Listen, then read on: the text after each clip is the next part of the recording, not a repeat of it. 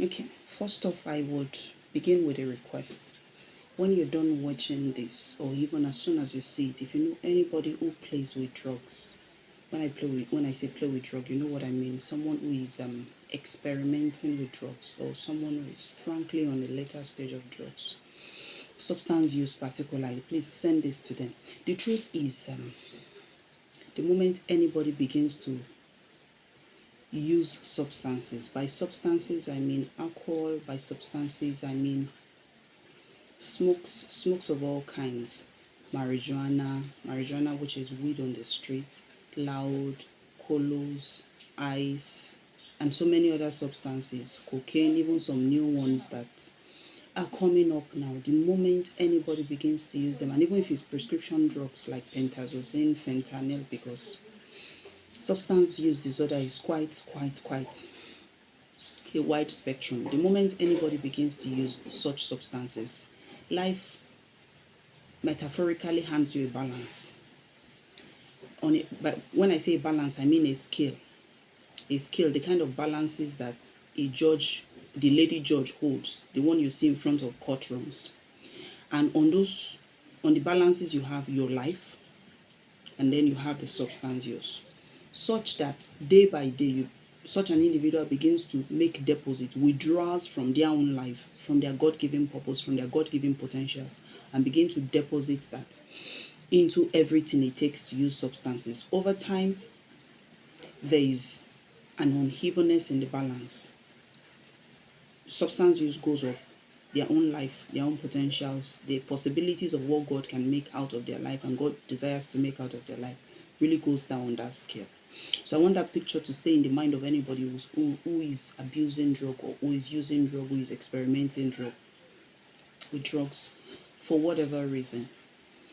I know at the backdrop of substance use for many people is a need to numb the pain. But the truth is, substance use is a loan that you can never pay back. You keep paying and paying, except you're wise enough to cut off such transaction from the beginning. And from the beginning, many times, is the experimentation phase. That's the first stage for many people. And it will come from peer influence, peer pressure, curiosity, social situations. Maybe they're in a gathering, you're at a party and friends are using, and you say, why not try it? And then you experiment, and from there some people get hooked. And sometimes it could also be that somebody decides to experiment because a friend told him that I used this and I felt better. I didn't feel so sad. I didn't feel so worried. I didn't feel so hungry. The flashbacks of some painful thoughts and painful memories dwindled when I used the substance. And then the individuals decide to also experiment at the recommendation of the friend. So many times that experimentation phase is the doorway through which most people will go into addiction and substance use disorder. At this phase, the use is still voluntary. I mean, the person can still say, no, I don't want it when you go for a party. When the person is offered the blunt, the person can still say, no, I'm passing it, I don't want it. So it's still voluntary. Downhill, it's no longer voluntary. The drug now controls the individual's life.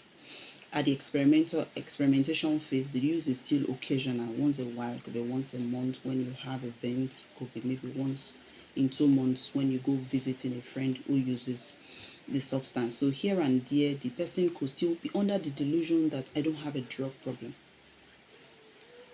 If you see substance of abuse, as you will see HIV, perhaps it will allow the pictures to sink better. Nobody plays with HIV and say I don't have a viral problem. One single contact with someone who is infected, maybe the decision between life and death, it could be quite that dire for some people. So experimentation phase now, some people would, a number of persons would also experiment and eventually not become addicted. So those are the ones who will tell you, I tried it for 2 years, I played around with it and I was good. And hearing such stories, a youth may assume that it's not such a big deal, there's nothing to really be scared about. Now here's the clause. Most people down their family line, there's a family history of one substance use or the other. So it could be tobacco, it could be snuffs, It could even be tobacco is there's this type of tobacco that our grandmothers kept under their tongue to make them feel a bit high, a bit excited, a bit energetic about life. Those were all substances that were playing with the brain chemicals and trying to keep people excited and euphoric. Some other substances that our parents, our forefathers, our great grandparents played with was kola nut. Kola nut, if you find a compulsive kola nut chewer, if I can use that word, I mean they are in church, they are biting kola nut.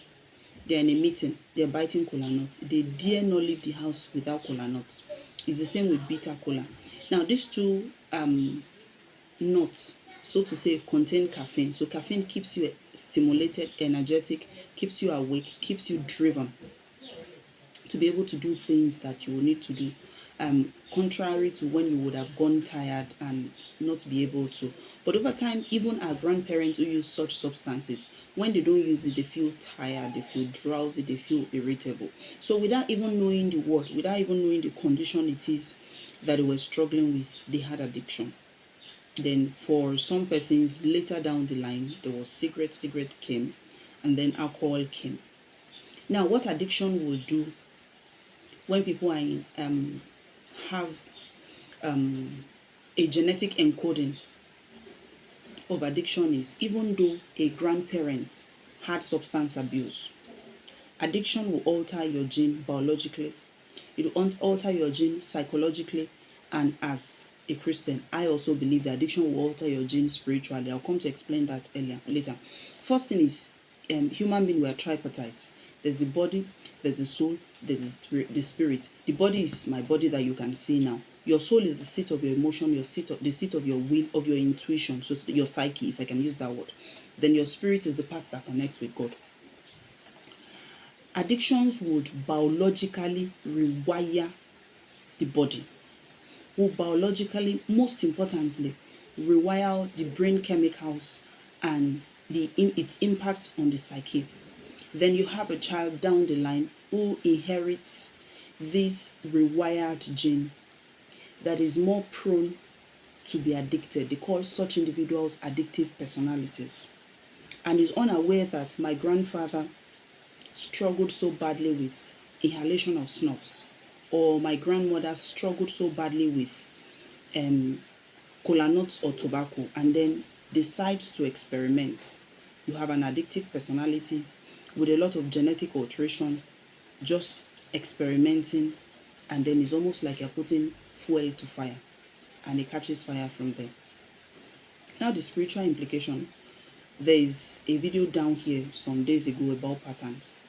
Patterns is more than what happens to us biologically, psychosocially, by way of family history and a number of things. Sometimes would also trigger things spiritually.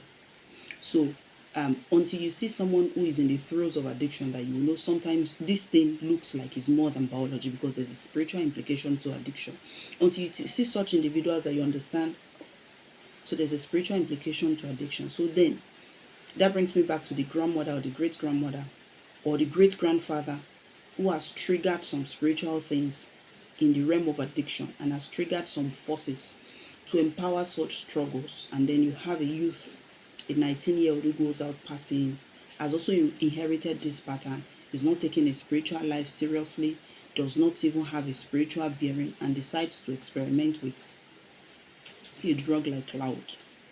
And then just the same way you put oil to fire, you put fuel to fire, biologically and psychologically, somebody again also triggers it spiritually. So experimentation phase, as innocent, as not a big deal as it looks, is the first step down here for anybody who will struggle with addiction, anybody who will suffer from addiction. So my first cry, my first request, my first plea is for any youth who is out there trying drugs, playing with drugs, and still has the illusion that I can get out or I can stop the use when I want to. Don't. If you find a friend of yours who is having some risky encounters with someone who is HIV positive, risky encounters, don't let your mind go places. Risky encounters like sharing blades, like sharing nail cutters. Would you say go ahead? I mean, you're just experimenting. You may not eventually catch HIV. You will say that. So why would you say that to yourself? This is a point for sober reflection. Then going from the experimental phase, many people will then go to the regular use. Regular use, there's more frequent use. It's almost a pattern behavior. So for some of them, it could be weekly use. It could be maybe just on Saturday. So we go to work throughout the week. We do a good job at our place of work. Then over the weekend, we want to relax with friends, maybe with a bottle of beer or a blunt of whatever it is that they smoke. So there's that pattern that is established, and then it's still voluntary. There are days that they will still go out and say, no, I don't want to take. And sometimes the pattern may be established with just trying to come out of a negative emotional state. Something happens that is quite saddening, and the individual does not want to feel like so and decides to reach out for the substance that would elevate them out of that mood, that would let them escape from the mood. But in the real sense of it is not escape. Whatever issue made you feel sad, made you feel hungry, made you feel irritable, made you feel scared, made you feel worried, and you smoke it away, or you drink it away, or you sex it away, regardless of whatever it is your addiction is. By the time you're out of the euphoria of whatever behavior or substance you used, the issue is still there. So in the real sense of it, you have not escaped.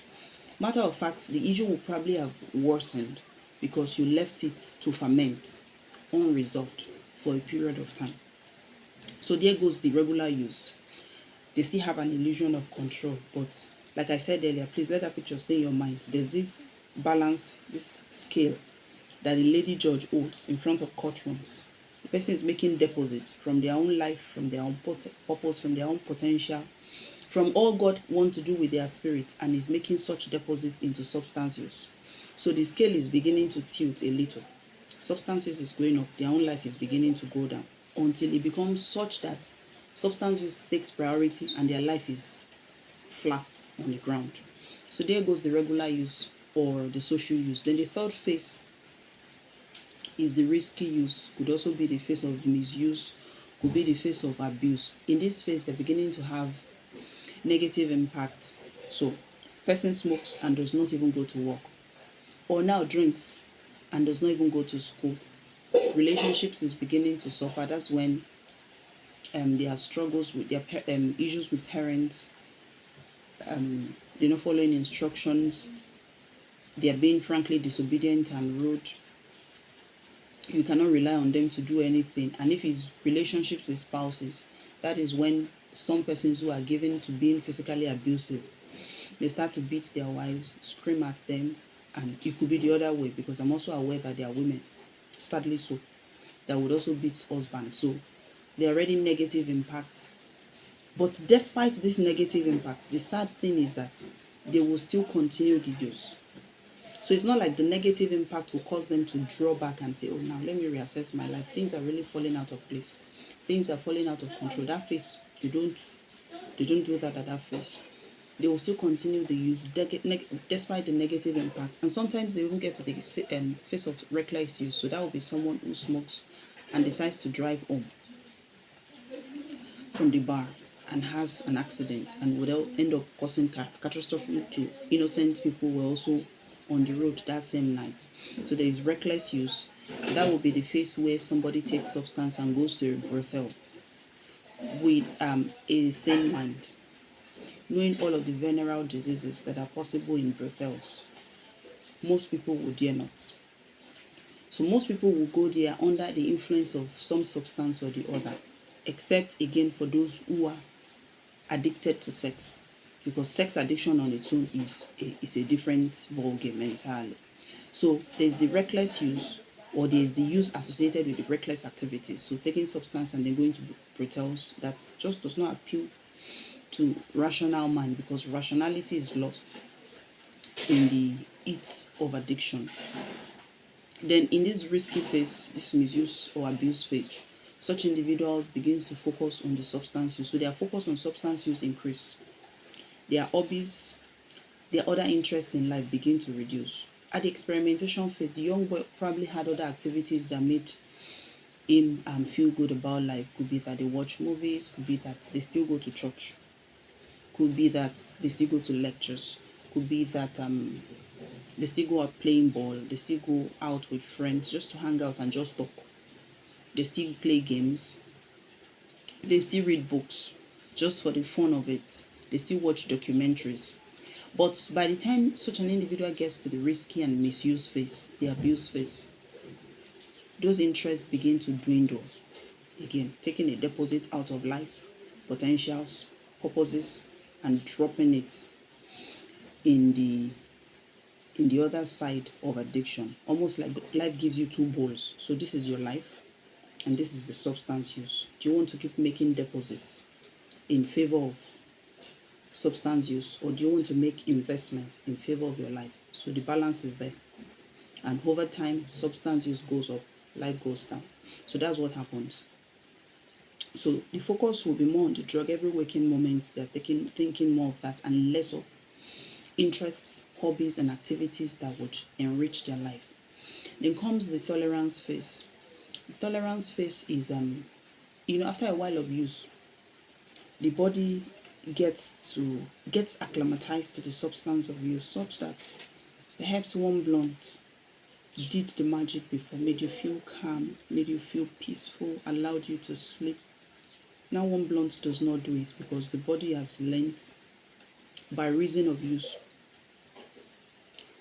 that this is one of us and there's nothing to be so excited about. What actually happens is that the receptors in the brain that are responsible for releasing those excitatory chemicals get downtoned, so they get denatured. So the body will still need more and more substances to be able to achieve the initial response. So from one blunt, the person goes to 4 blunts, and then goes to 5 blunts, and on like that. So there has to be increased dosage to achieve the same effect. In fact, this is the time for anyone who still has some rationality left to critically examine their life, that no, wherever it is I'm going with this, I'm going downhill. Addiction is always a slow fade. Nobody wakes up with the intention of, I am going to end up as an addict. No. It will always start with the experimentation phase, then it becomes regular, becomes an abusive use, and before you know, they are the tolerance phase. And then we get to the dependence phase, where, as the word implies, they are dependent on it. They're not using it for the pleasure per se. They use it now to feel normal. Because at the dependence phase, the individual wakes up and just feels off, hungry, tired, exhausted, sad, and the substance is what will be the pick-me-up for the day. So those will be those who smoke, who drink, and will need 2 shots to clear their eyes. That will be the coffee addict who will need 4 cups just to be able to stay awake. Otherwise, they are just dozing, they are irritable, they are tired, because addiction has set in over time. That will be the person who wakes up in the morning and the first thing he does is to light a blunt before praying. In fact, by now, the person has probably made a deposit of the relationship with God into the bucket of addiction. So that one, there may be no room for God at all necessarily in such an individual's life. The person wakes up, light a blunt, wakes up, takes 2 shots, wakes up, probably take 4 cups of coffee just to be able to stay awake. So in the dependence phase, the individual relies on the drug to function.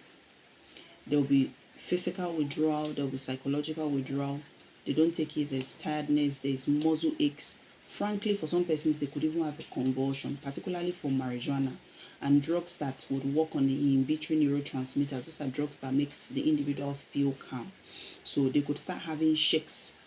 For alcohol can give shakes, marijuana can give shakes, prolonged withdrawal for a while can give a frank convulsion, and so many other things, headaches, irritability. So there are physical withdrawal signs, then there are psychological withdrawal signs with intense cravings that the skin will literally have goosebumps. It feels like the hair on their head is standing on edge, because the body now sees this as one of us. Something is missing. So alarm bell goes off in the brain. Something is missing. Something is not complete.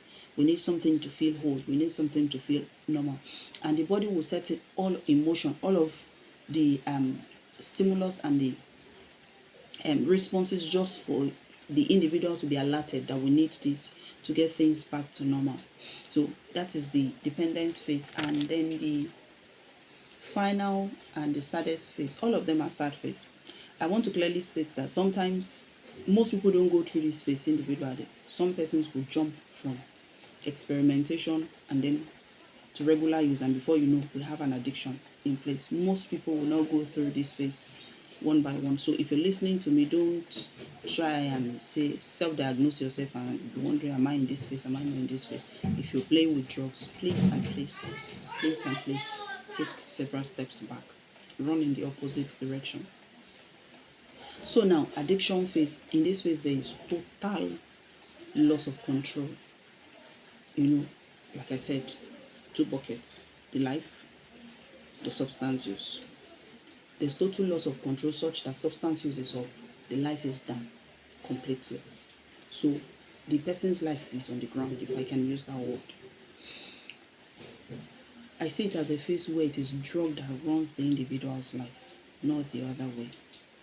The entirety of their existence is narrowed to drug use. So such an individual is not going to school, he's not going to work. If he's even married at all, he's not a husband or he's not a wife, he's not a father, he's not a mother. It's just a figure that we know we have in the house. Their health begins to decline. So if it's someone who takes alcohol, that is the time that, even before then, the liver is packing up. They may begin to get jaundice, they may have fits of convulsions, and a number of things. Many times, of course, they'll be taken to a health facility, the diagnosis will be made, the advice will be given. If they're not sent to rehab, either an outpatient rehab or residential rehab, if the person is not personally motivated enough to do all that it takes, by prayer, by self-reflection, by counseling, by addiction, sometimes admitting yourself into a rehab, by admitting yourself into a rehab, excuse me for that, it's just a matter of time, person comes full cycle, so gets discharged. The fear of the near-death experience that happened would maintain sobriety for a number of weeks until the cravings become unbearable, intolerable, and then they fall back and the cycle begins again. And if it's somebody who uses drugs, it could just be one respiratory tract infection, chest x-ray is really bad, and then there are conversations around that. And then the advice is given to stop the substance use, but because the person is addicted, the cycle goes again. Which is why addiction, if the individual is not adequately motivated and does not have enough psychosocial support, it plays out like bondage, it plays out like captivity. I don't have any other word to describe it. It's just a vicious cycle. Then we'll try to gain sobriety, recovers for a couple of weeks, sometimes months, and then goes full cycle again. Because addiction will change your gene. Changes your gene biologically, changes your gene psychologically, and even beyond that. So you see why the cycle will play out. It has to be that the person who then becomes addicted, who in this phase may not even be enjoying the pleasurable effect from the drug. So the use now is because the substance that they are using has placed chains on their hands. On their hands, I mean on their psyche, on their wills, on their emotions, on their intuition, on their ability to make decisions. So the use then may not necessarily be because they feel good about it. It is just, like I said, the substance becomes the master. So such an individual that will quit permanently must be that is extremely well motivated, has good psychosocial support, friends, families, who can give all of the necessary motivation to be able to stay sober, has enough support to also build a stable life, has God as their backing. Addiction affects the 3 tripartite nature of mankind. It's not just the body and the psyche, affects the spirit. So has God as their backup. So you have to come from where you have planted yourself, from the soil of addiction, if I can use that word, and then be transplanted into Christ, such that the person can bear the fruits of righteousness and then be able to live a life of sobriety. Okay, this conversation is just to shed the light on what an addiction entails, the hills that come from it, and most importantly, that youth who are still in the face of experimenting, still in the face of regular use, can learn and run in the opposite direction. Substance use has not one singular benefit. No. If you have pains, if you have wounds in your souls, if you've experienced trauma, seek therapy.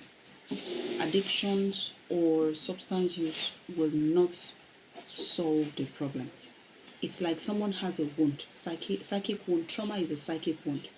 And then rather than going to the hospital to have it examined, take out the pus, take out the debris, take out the stone and have it stitched and have frequent dressing till the wound is healed with a scar that is no longer painful. So you have a scar that tells the story of what you went through.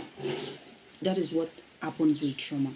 But such individuals, rather than do the painful work of seeking therapy, seeking journaling, reading books around healing, seeking the face of God for healing, out of ignorance, because that's the best word I can use for it, they place a band-aid on it. The band-aid in this case is addiction. So the wound rottens, the wound festers, the wound spreads, so much that a small wound puts the whole arm at the risk of amputation. So it's a traumatic experience, painful experience, maybe from childhood, even in adulthood happens, that could have been resolved. But it does not get resolved. The individual in ignorance, in error, places a band-aid of addiction on it, and then you have the whole life at risk of complete jeopardy. Substance use is not, is a no-no for anybody who wants their life to count, who is destined for purpose, who is destined for any life of significance. Substance use is a no-no. Thank you very much.